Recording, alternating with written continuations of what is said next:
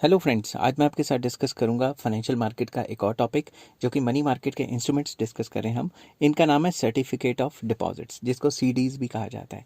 तो ये होते क्या हैं, चलिए शुरू करते हैं।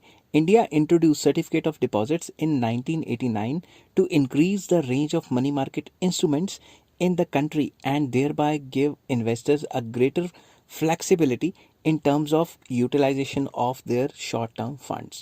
तो बेसिकली इंडिया में ये कब इंट्रोड्यूस हुए 1989 में, और इससे मनी मार्केट के इंस्ट्रूमेंट्स में एक और काफ़ी रेवोल्यूशनरी स्टेप आया, एक और इंस्ट्रूमेंट बढ़ गया जिससे कि इन्वेस्टर्स को फ्लेक्सिबिलिटी मिल गई कि वो अब अपने गिवन पैसे को और कहीं भी इन्वेस्ट कर सकते हैं। अब ये होता क्या है, a certificate of deposit is a money market instrument issued in dematerialized form। याद रखना, ये एक ऐसा इंस्ट्रूमेंट है जो डीमेटीरियलाइज्ड फॉर्म में इशू किया जाता है। ठीक है, डीमेटीरियलाइज्ड मतलब डिजिटल फॉर्म। ठीक है, against the funds deposited in the bank for a specific time period. तो ये किसके अगेंस्ट इशू होता है? जो भी बैंक्स में पैसा है उसके अगेंस्ट ये इंस्ट्रूमेंट इशू किया जाता है। RBI issues guidelines for certificate of deposits from time to time.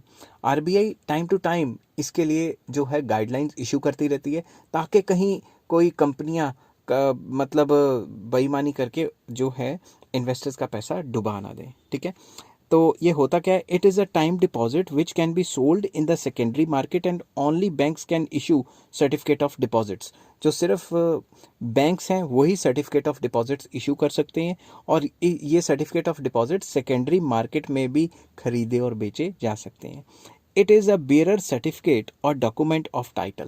तो जो भी ये सर्टिफिकेट होते हैं ये बियरर फॉर्म में होते हैं, और ये एक डॉक्यूमेंट ऑफ टाइटल होता है। जिसके पास ये सर्टिफिकेट होगा वो टाइटल ओनर होगा। ठीक है, it is also negotiable instrument and can be transferred easily। Certificate of deposit is issued by banks against the deposits kept by companies and institutions।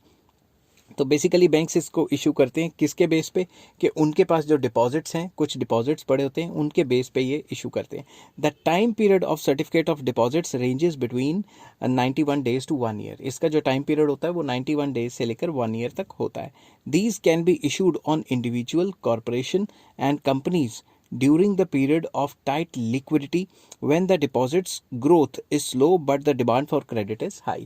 तो ज़्यादातर ये इशू तब किया जाता है बैंक्स के ज़रिए या बैंक्स के थ्रू।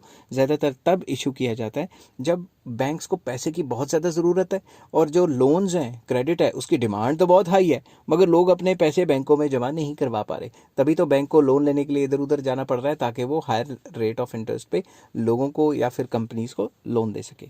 आई होप ये वीडियो आपको पसंद आई होगी। अगर पसंद आई हो तो please like, share and subscribe.